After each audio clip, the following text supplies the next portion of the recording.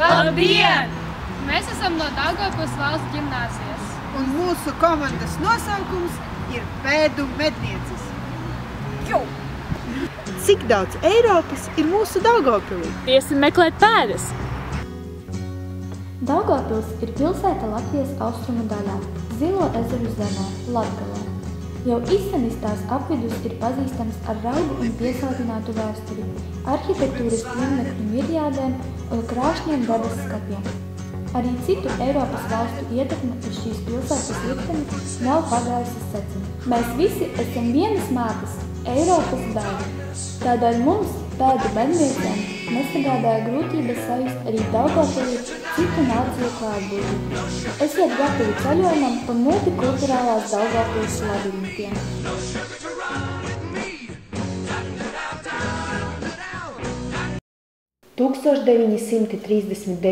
gadā pasauli satricināja Otrais pasaules karš.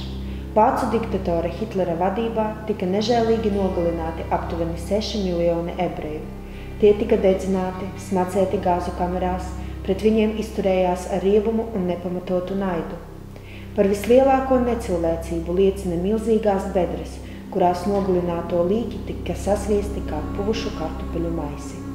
1989. gadā Izrakumos Poguļenkas mežā tika atrasti tūkstošiem karā nogalināto ebreju mirstīgās atliekas, kuras tika pārapbetītas memoriāla vietā Mežciemā.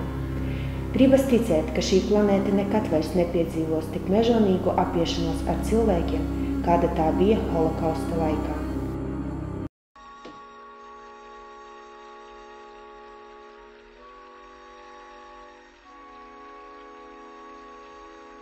Nīcgale – ciems Daugavpils novada Nīcgales pagastā.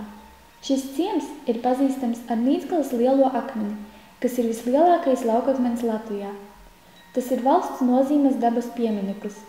Lai gan joprojām nav noskaidrots, kā un no kurienes tas šeit nokļuvis, pastāv teorija, ka tas līdz ar lielā ledāja nokušanu pirms daudziem miljoniem gadu atpeldējis no Skandināvijas valstīm, kurās ietilpst Zviedrija un Somija, un nokļuvis tieši Nīcgales meža vidū.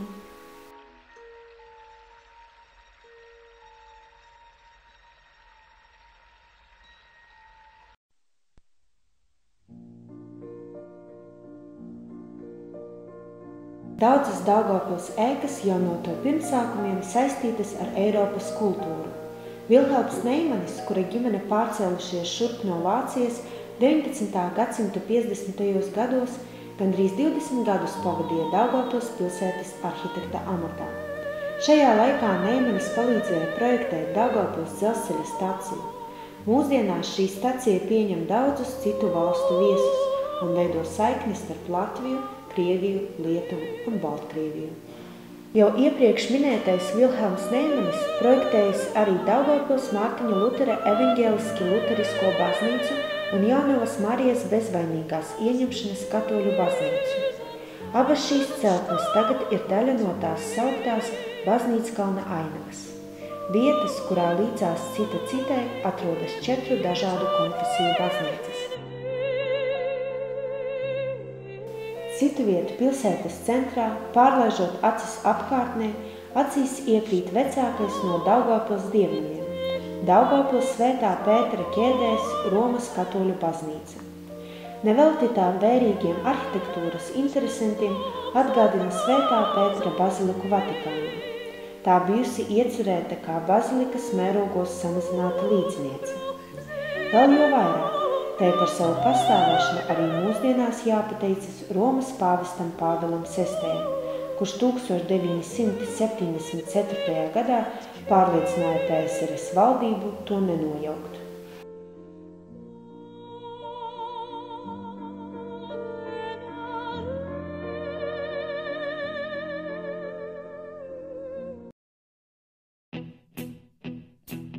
Mūsu dzimtā pilsēta var lepoties ar Daugavas lokos ieskautu celtni, kas nes sevī dziļu vēsturi un karavīru bezbailīgo garu.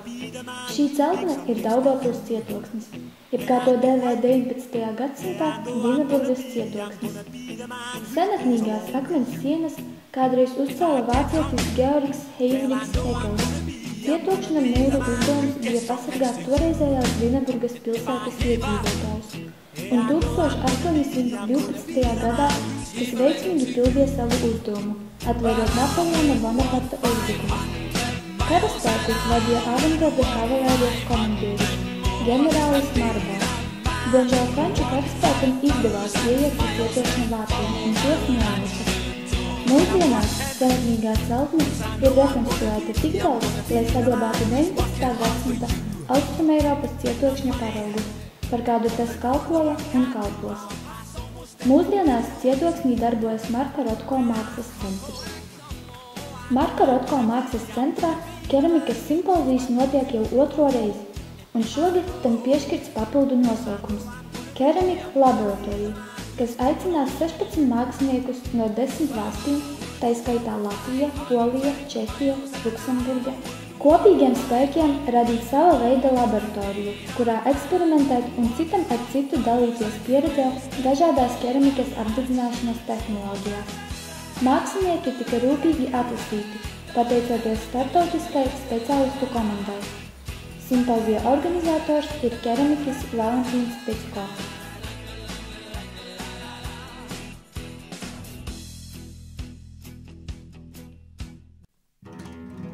Arī sūrajā Baltijas tautā rit karstas asins.